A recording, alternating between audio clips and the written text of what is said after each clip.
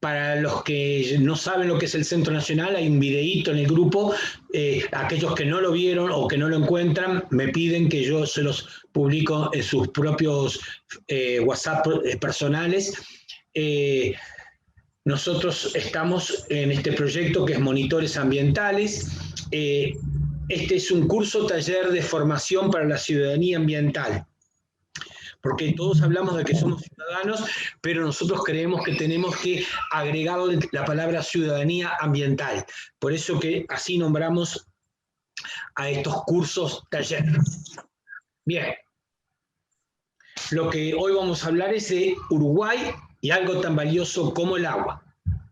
Bien, ¿quién realizaron estos trabajos? Ahí están las personas que colaboraron en este trabajo. El doctor en ecología, Alejandro Braseiro, la profesora Noemí Carrillo, la profesora Beatriz Ibaldi, el profesor Fernando Tabó, el profesor Ismael Figueroa, la doctora Silvia Perulla, toxicóloga, el señor Fernando Fernández de la Asociación Pro Recuperación del Arroyo Carrasco, y la máster en ciencias Adriana Blanco, que nos proporcionó los indicadores de contaminación en el agua, el ingeniero agrónomo Enrique Massa en todo lo que tiene que ver con lo que es un acuífero, el agua subterránea, y bueno, y entonces la idea es esa, y bien. Antes que nada, queremos agradecerle a alguien que ya ha fallecido, pero siempre hay que ser agradecido con aquellas personas que nos dieron su apoyo, como fue el señor Fernando Fernández, que sin él no hubiera sido posible hacer el trabajo de la cuenca del Arroyo Carrasco, que es el ejemplo, es lo que se llama el estudio de un caso, para que ustedes puedan entender la magnitud de la contaminación. Bien, y a la doctora Silvia Perulla también por su invalorable aporte en la corrección del capítulo La contaminación. Bien, entonces, el agua y la vida. Lo que hay que entender es que, como dice acá, somos seres de agua, eso es lo que hay que tener claro. Y yo creo que hay mucha gente, no en el Uruguay, sino en el mundo entero, que todavía no entiende la importancia del agua, y hasta no la valoran ni se dan cuenta que debemos los ciudadanos proteger el agua, ya no solo el Estado, no el Estado, la administración del Estado se debe preocupar de cuidar el agua, sino también nosotros, pues cada uno de ustedes es parte de este Estado. El Estado somos nosotros. El gobierno no es el Estado, el gobierno es la administración del Estado. Por eso que esto es responsabilidad del Estado, cuidar el deterioro ambiental de los cuerpos de agua. Y entonces hay que entender que el cuerpo humano es un 70% de agua, el resto somos sales. Bueno, vamos a hablar sobre las propiedades del agua. Se llama agua apta para el consumo o agua potable a toda aquella cuyas impurezas se encuentran en cantidades tales que no representen riesgo para el organismo humano y no tengan organismos patógenos, o sea, que no causen enfermedades. Debe estar libre de microorganismos patógenos, debe ser translúcida o transparente, los elementos contenidos deben estar en una proporción que no ofrezcan peligros a la salud, la cantidad de sales no debe ser excesiva y no debe tener sabor ni olor. Esto es lo que cualquier libro que estudiemos el tema del agua nos va a decir. Pero podemos decir que en muchas partes del mundo esto no es así. Grandes ríos, por ejemplo, en Europa están contaminados. Un ejemplo claro es el río Rin en Alemania. Hoy, no sé, pero en el año 89, cuando yo estuve allá, el río Rin era un río totalmente contaminado al punto que el agua para el abastecimiento de las casas se debía hacer de acuíferos, y justamente tantos millones de habitantes no era posible abastecer. Por lo tanto, ¿qué hacían con el agua esa de los pozos? La reciclaban. Y de hecho, el agua del water, el agua del bidet, el agua del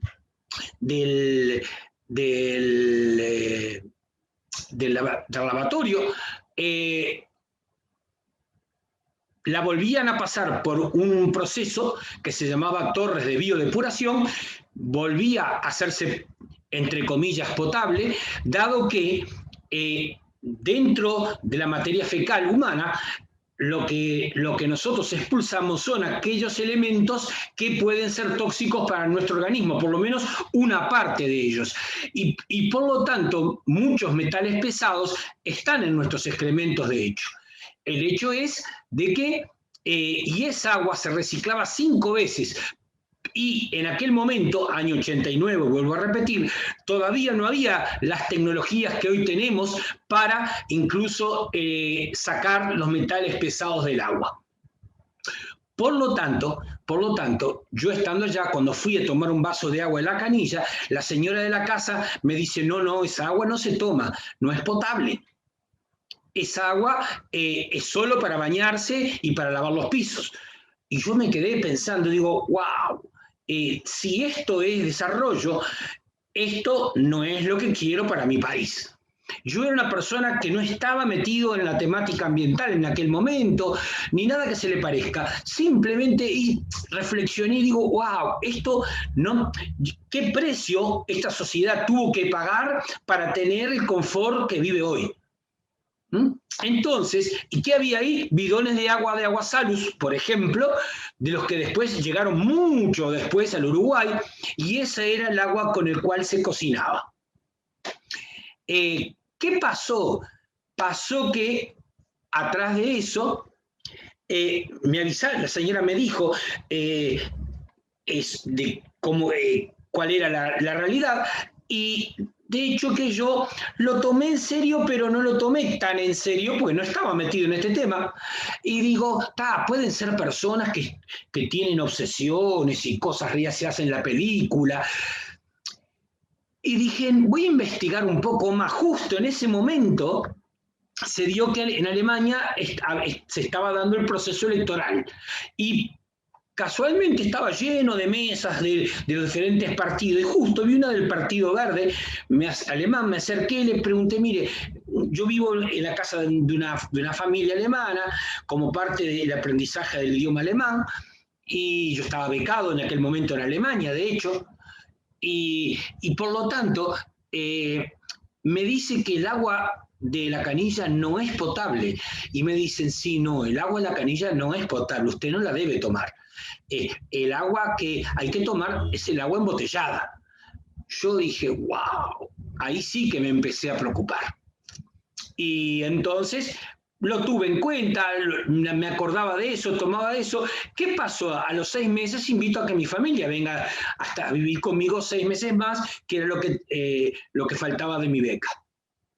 Y por lo tanto, cuando llegaron, me olvido de decirles, y mi hija toma esa agua, mi señora también, pero a mi hija se le produce una reacción alérgica y toda su piel queda seca. La llevamos a un hospital, le dieron un antialérgico, ella mejoró, pero hubo cosas que yo después me enteré que dieron como consecuencia que mi hija, cuando retorna a Uruguay al poco tiempo, le surge una enfermedad llamada púrpura trombocitopénico autoinmune. Y en aquel momento no sabía ni lo que era eso, y yo agarré y pregunté al médico, ¿qué es eso? Sí, es una enfermedad idiopática, me contesta, y yo le digo, ¿y qué es idiopático? Que no sabemos a ciencia cierta qué es lo que lo origina. Me quedé con esa definición que me dio el médico, pero cuando mi hijo era bastante más adolescente y ya entrando en su faz casi adulta, le planteé, le digo, Matías, ¿me podés hacer una investigación? Te pido que me investigues esto. Yo busco en las redes y no encuentro información. Déjame tranquilo que yo te busco la información. Agarró él, después me explicó, papá, en la internet que todos conocemos no hay eso, pero en la internet profunda hay mucha más información de la que tú te imaginas. y ahí fue donde encontró algo de información, y una cosa que encontró fue una diapositiva en la que decía, el agujero en la capa de ozono produce el trastorno del sistema inmunológico. Y por lo tanto, investigamos un poco más eso, y el trastorno del sistema inmunológico quiere decir que el sistema inmunológico se vuelve loco y empieza a matar a las células que son benignas en el cuerpo humano, específicamente a las plaquetas. Y el hecho es de que la reacción alérgica a lo que tenía, que fue una toxina que le entró a su organismo por tomar esa agua contaminada. Y llega al Uruguay y genera esta otra enfermedad. Y después me vengo a enterar que la combinación de metales pesados, los metales pesados vamos a decir, cuando hay un metal pesado en la sangre, el sistema inmunológico reacciona y busca defenderse. Y de hecho que uno de los problemas que hubo es que ella empezó a producir esta enfermedad. Entonces, ¿por qué cuento esta historia? Muy simple, porque para que veamos cuán vulnerables somos en el mundo en el cual vivimos, y cómo un hecho aislado como tomar agua y producir una reacción alérgica, eso con el agujero en la capa de ozono que hay en Alemania, porque otra de las cosas también que hay que tener claro, que el agujero en el hemisferio norte es tan grande que llega hasta Alemania, y el hecho es de que su cuerpo estaba recibiendo rayos ultravioletas, y los rayos ultravioletas le producían el problema al sistema inmunológico. Por lo tanto, yo vuelvo a decir, mientras no pase nada a los demás, la gente dice, a mí no me pasó, por lo tanto, yo me río. Pero el problema es, si un día te llega a pasar, ahí creo que no se van a reír. Porque el púrpura, los que se salvan del púrpura, es nada más que un 3% de las personas que lo sufren. 3%. Por lo tanto, tenemos que pensar en cuidar nuestra agua, tenemos que pensar en cuidar nuestra atmósfera. Y me pareció bueno explicarlo aquí, porque por lo tanto, como dice acá, los elementos contenidos deben estar en una proporción que no ofrezcan peligros a la salud. Y eso no es así en muchas partes del mundo, y no sea acá en Uruguay. Ahora, metiéndonos un poquito más en lo que nosotros vamos a trabajar en el futuro proyecto. Lo que ustedes ven con estrellitas van a ser aquellos parámetros que vamos a medir en el campo dentro de nuestro proyecto. Ustedes esto después lo van a recibir, todo este PowerPoint, para poder leerlo con mayor tranquilidad. Caudal, turbidez, transparencia, salinidad, conductividad, oxígeno disuelto, temperatura, nitratos, fósforo total o fósforo total disuelto, fosfato, pH y alcalinidad. Estos son los parámetros químicos que siempre, y vean que hay muchos más, que son medidos para determinar la calidad de agua. Ahora vamos a hablar de si el agua es un recurso renovable o no renovable. Si nosotros seguimos con este modelo económico depredador de la naturaleza, ya les digo que el agua en un corto plazo va a ser no renovable. Eso es un hecho. Si nosotros entendemos que debemos cambiar hacia una economía ecológica, ahí sí podemos tener chance de que el recurso vuelva a ser renovable. Si no, solo piensen hoy en el Río Negro, piensen en que OCE hoy está construyendo una nueva planta de tratamientos de agua para abastecer al área metropolitana en la zona de creo que es Colonia, no sé bien, sé que por ahí, por el Río de la Plata, están armando una nueva planta para potabilizar agua, porque deben tener algún problema los cuerpos de agua que hoy tenemos, que son Paso Severino y la represa de Santa Lucía.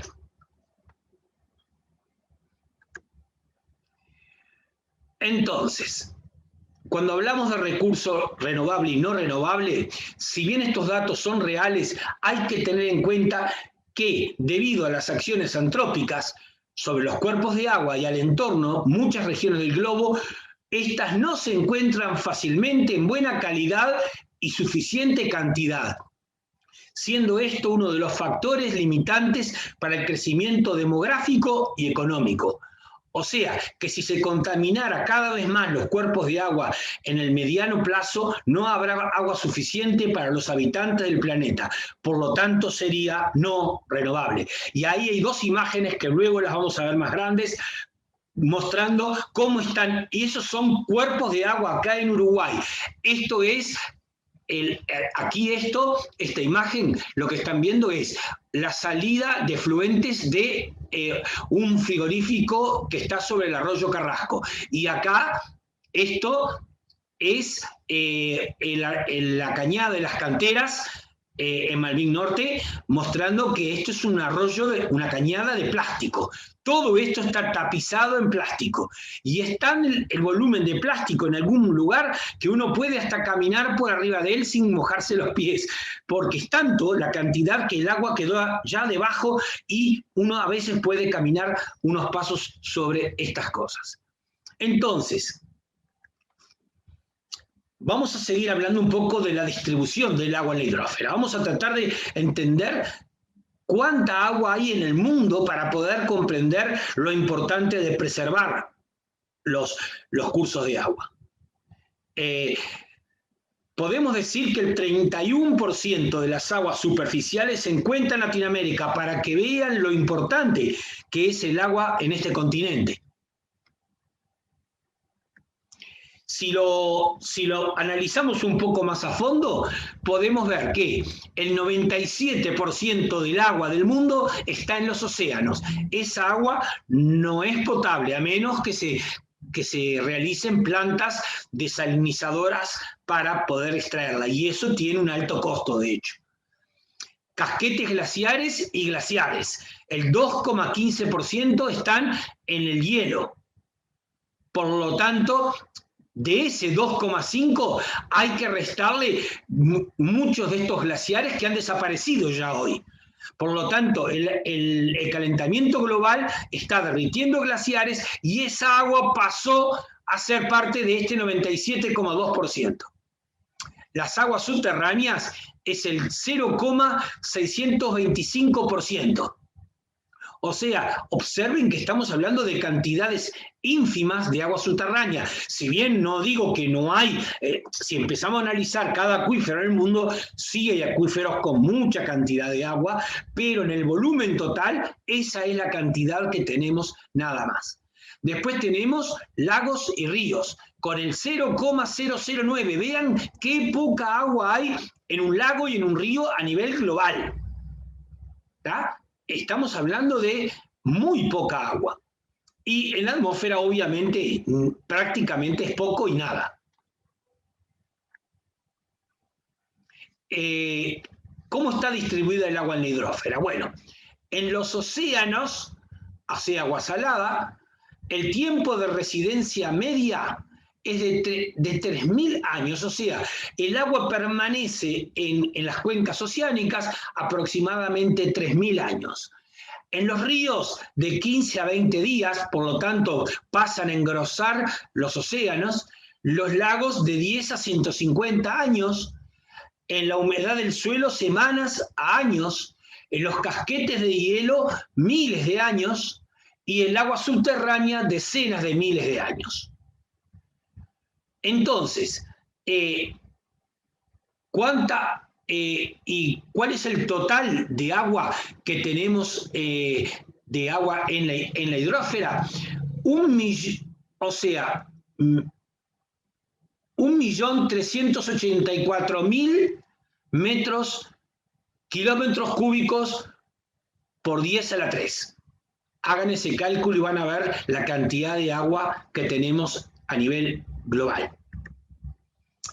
Ahora vamos a hablar de la disponibilidad del agua.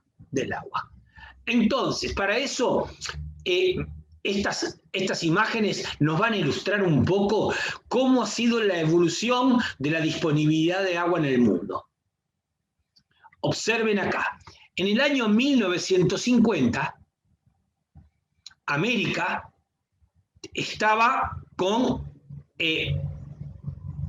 la disponibilidad de agua muy elevada.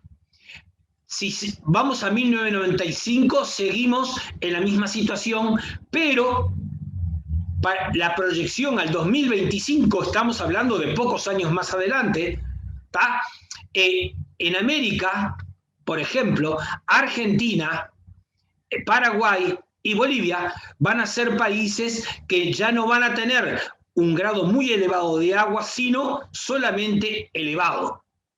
O sea que ya está empezando a sentir los efectos de todos los fenómenos que se están dando en la atmósfera. Y si observan, en África era muy bajo, acá toda esta zona. Observen que en la proyección para el 2025 prácticamente es extremadamente bajo. Y eso nos hace pensar sobre el hecho de las guerras, que la gente dice, las próximas guerras del mundo van a ser por el agua. Eso ya lo vamos a ver en pocos minutos más atrás. Pero si ahora vamos a mostrar más gráficamente cuánta disponibilidad de agua hay en el mundo, si tomáramos como ejemplo un bidón de 100 litros y lleváramos la Tierra a esa escala, y podemos decir que 100 litros sería el agua total que hay en el mundo, 3 litros de esa agua sería agua dulce, o sea, el 3%. Pero no toda esa agua está disponible. ¿Se acuerdan que había glaciares? ¿Se acuerdan que había agua salada? El agua dulce disponible es de solo 0,5%.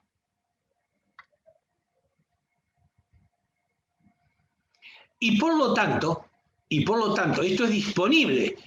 Disponible no significa que sea utilizable. ¿Por qué? ¿Qué pasa? Algunos de los cursos de agua ya pueden estar contaminados y esa agua, por más que sea dulce, no está disponible. Y entonces podemos decir que solo el 0,003% es agua dulce utilizable. Y eso es lo que nos debe preocupar. Esta es la poquísima cantidad de agua, cada 100 litros de agua que en el mundo tenemos disponibles. Es claro, es muy poca agua. Sí habrá que cuidarla. Si ahora analizamos un poco la disponibilidad y el uso del agua en América Latina, primero vamos a ver cuánta agua hay en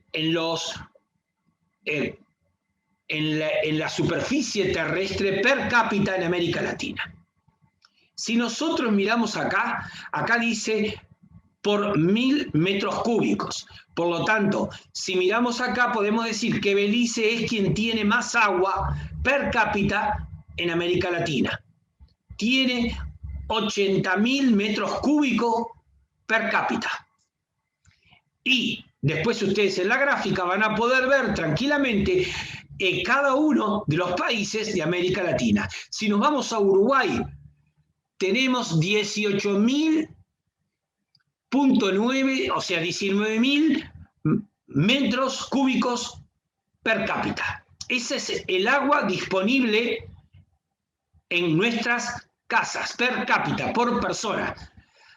Y ustedes calculen, y eso lo pueden sacar mirando el recibo del agua, sumen el volumen de agua por año, sumen el volumen de agua que gastan mirando los recibos, y ustedes van a poder ver cuánta agua ustedes gastan, a ver si caen dentro de esa cifra.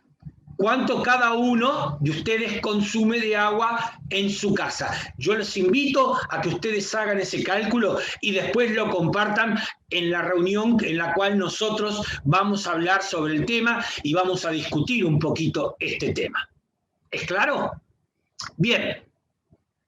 Entonces,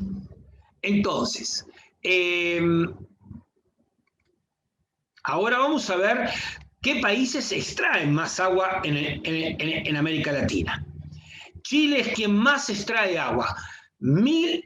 Acá lo dice muy claro, acá hay 1.623. Lamentablemente esta gráfica no nos pone de los valores a qué se refiere con esto, pero sí, acá pueden ver cómo es la utilización de agua en América Latina. O sea, Argentina está en segundo lugar y después viene México. Si pensamos, estos tres países son países con un grado de industrialización importante, por lo tanto requieren mucha agua. Uruguay, al no tener un proceso de industrialización importante, hay una extracción, sí, pero no es tan grave como en estos países. También es bueno que ustedes vean el uso de los recursos hídricos mundiales por sector. ¿En qué se gasta más agua en el mundo? Y como lo pueden ver ahí, la agricultura es quien se lleva un porcentaje altísimo, miles de metros cúbicos por año. O sea, 3.500 metros cúbicos por año en el año 2000. Les aclaro que esto es extraído de un folleto del PNUD de las Naciones Unidas, pero no creo que haya variado sustancialmente el uso del agua en la agricultura. Puede ser que ahora con algunas técnicas nuevas haya bajado un poquito, pero igual no es la regla. La industria, observen que uno cree que es donde más gastas agua y no, gastas más agua en la agricultura que en la industria, de hecho, pero sí los dos, cualquiera de los dos, producen residuos que van al agua y que son altamente contaminantes a cualquier curso de agua. Ese es el gran problema. Debido a que no crean plantas de tratamientos de efluentes que puedan retener esos productos, esas sustancias químicas que van a parar al agua. Esta es una gráfica que a mí me impactó cuando la vi en un libro de geografía, acá lo dice, la geografía del paisaje, profesora Graciela Girola, editorial Monteverde. Me impactó ver ese gráfico que nos muestra cuánta agua se gasta en todo el ciclo productivo de un auto y de otras cosas. Observen, para fabricar un auto en todo su ciclo productivo se gasta 450.000 litros de agua. Para producir un periódico se necesitan 250.000 litros de agua. Para 4 neumáticos, 160.000 litros de agua, y para 1 kilo de plástico, 85.000 litros de agua. Y para producir 22 litros de nafta, se requieren 22.500 litros de agua. Eso es lo que hoy está gastando la refinería de La Teja para refinar el petróleo y transformarlo en combustible. O sea, para muchos de ustedes se estarán sorprendiendo cuando les muestro esta cifra, pero esta es la realidad. Y no creo que esto pueda ser, porque algunos pueden decir, esto es una exageración. No creo que cuando vos editás un libro de geografía vayas a poner datos que no verificaste de quiénes son y quién lo dijo, de hecho. Pero en principio se podría afirmar que este recurso es renovable si tenemos en cuenta que limitando nuestros cálculos a las precipitaciones continentales, tendríamos, restando el volumen evaporado que representa un 60%, que habría más de 80.000 metros de agua anual por persona en el planeta. O sea, calculen si ustedes están en esa cantidad de agua utilizada en sus casas. Las necesidades de agua por persona están en 1 metro cúbico por día y por persona. Y ahí ustedes pueden sacar el cálculo mirando el último recibo de OCE que tienen. O sea, unos 200 a 350 metros cúbicos por año. Pero si tenemos en cuenta los usos ocultos, estos otros que estamos viendo, del agua, estas cifras son otras. Por esto tenemos que ser cuidadores del agua y tenemos que tratar de que el agua siga estando sin contaminar. Y acá llegamos a lo que yo les comentaba hoy, los conflictos por el agua, tanto armados como diplomáticos. Mucha gente dice, las futuras guerras van a ser por el agua. No, ya son por el agua. Uno de los conflictos por el agua, muy seguro, es Israel, Jordania y Palestina. Otro, Turquía, Irak y Siria. Son países que se disputan quién tiene el control del agua en sus territorios. Entre Irán e Irak ha habido conflictos armados, estamos hablando, guerra. ¿Tá? Entre India y Bangladesh, de hecho. Y bueno, y ahí pueden seguir viendo.